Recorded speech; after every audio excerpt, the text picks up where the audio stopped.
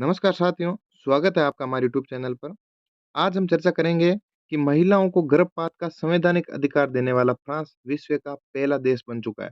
तो किस प्रकार गर्भपात को संवैधानिक अधिकार मिला, इसके बारे में हम चर्चा करेंगे।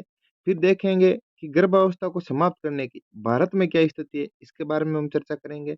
और इसके बाद देखेंगे एक अभ्यास प्रश्न। तो बात करते हैं कि फ्रांस में गर्भपात अब एक संवैधानिक अधिकार है। ये संवैधानिक अधिकार किस तरह बना, इसके बारे में हम चर्चा करेंगे। पैलेस ऑफ वर्साय में एक संयुक्त सत्र आयोजित होता है। फ्रांस में 2 सदन हैं, एक उच्च सदन और एक निम्न सदन। उच्च सदन को हम सीनेट कहते हैं और निम्न सदन को हम कहते हैं नेशनल असेंबली। तो इन दोनों सदस्यों के पैलेस ऑफ वर्साय में एक संयुक्त सत्र होता है और मतदान करवाया जाता है कि गर्भपात को एक संवैधानिक अधिकार देने के पक्ष में, जिसमें 780 वोट पक्ष में पड़ते हैं और 72 वोट विपक्ष में पड़ते हैं। फ्रांस के संविधान के आर्टिकल 34 में ये संशोधन किया जाता है, जिसके तहत गर्भपात को संवैधानिक अधिकार का दर्जा दिया गया है। फ्रांस में गर्भपात के अधिकार को समर्थन देने का लंबा इतिहास रहा है। गर्भधारण को स्वेच्छा से समाप्त करने की व्यवस्था को वैधानिक बनाने के लिए 1975 में एक कानून बनाया गया। गर्भपात को संवैधानिक अधिकार का दर्जा तो हालांकि अब मिला है, लेकिन जो वैधानिक कानून था वो 1975 से ही फ्रांस में बन चुका था गर्भपात को समाप्त करने के लिए। तो ये कानून किस तरह लागू हुआ था? ये कानून तत्कालीन स्वास्थ्य मंत्री सिमोन वेल के नाम पर बना था, जिन्होंने इसका समर्थन किया था। इस कानून में 10 सप्ताह तक के गर्भपात की अनुपति अनुमति दी गई थी।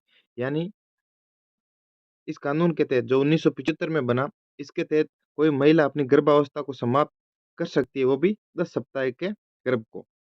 इसके बाद बात करें तो धीरे-धीरे इस कानून में संशोधन हुए। 2001 में इसे बढ़ाकर 12 सप्ताह कर दिया, 2022 में इसे बढ़ाकर 14 सप्ताह कर दिया।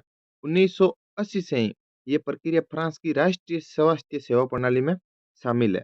ये तो हो गई फ्रांस की स्थिति कि कैसे गर्भपात एक संवैधानिक अधिकार बना। इसके बाद बात करते हैं भारत में।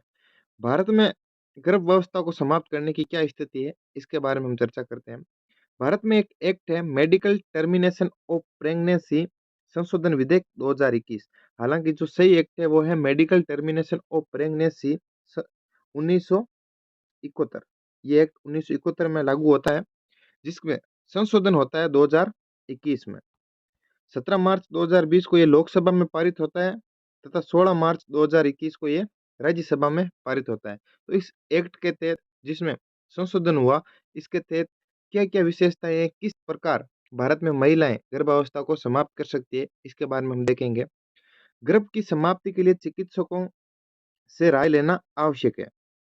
गर्भ धारण के से 20 सप्ताह तक के गर्भपात के लिए एक पंजीकृत चिकित्सक की राय लेना आवश्यक है। मतलब कोई महिला 20 सप्ताह तक का गर्भपात कराना चाहती है, तो उसको एक चिकित्सक की राय लेना आवश्यक होगी।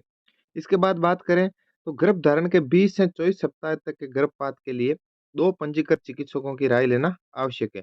अगर कोई महिला 20 से 24 सप्ताह तक का गर्भपात कराना चाहती है, तो उसको 2 चिकित्सकों की राय लेना आवश्यक है।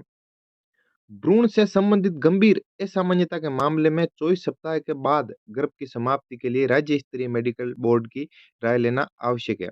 यदि कोई महिला में भ्रूण में कुछ असामान्यता है, जिसके कारण उसको परेशानी हो रही है, तो 24 सप्ताह के बाद भी गर्भावस्था की समाप्ति की जा सकती है। इसके लिए एक मेडिकल बोर्ड की राय लेना आवश्यक है। विशेष श्रेणियों के लिए अधिकतम गर्भावधि सीमा, इसके बारे में हम बात करें तो महिलाओं की विशेष श्रेणियां, जैसे इसमें आते हैं बलात्कार, अनाचार से पीड़ित महिलाएं, अन्य कमजोर महिलाएं जैसे दिव्यांग महिलाएं और नाबालिग। इस इनके बारे में बात करें तो इनकी जो गर्भकाल या गर्भावधि की सीमा है वो 20 से बढ़ाकर 24 सप्ताह करने का प्रावधान किया गया है medical termination of pregnancy act संशोधन 2021 में। इसके बाद बात करें तो इसमें इस एक्ट में कुछ गोपनीयता है कि जिस महिला ने गर्भपात करवाया है, इसकी जानकारी किसी को नहीं दी जाएगी, सिर्फ उसके अधिकृत व्यक्ति को छोड़कर। मतलब जिस महिला का गर्भपात हुआ है, उसका जो गवाह है, उसके जिसके हस्ताक्षर हुए हैं, उसको और महिलाओं को छोड़कर किसी के बारे में इसको इसकी गर्भपात की जानकारी नहीं दी जाएगी। आगे बात करें तो एक क्वेश्चन महिलाओं को गर्भपात का संवैधानिक अधिकार देने वाला विश्व का पहला देश कौन-सा है? कमेंट बॉक्स में इसका आप आंसर में जवाब देंगे और ऐसे नॉलेजेबल वीडियो देखने के लिए सब्सक्राइब करें हमारे यूट्यूब चैनल को। धन्यवाद।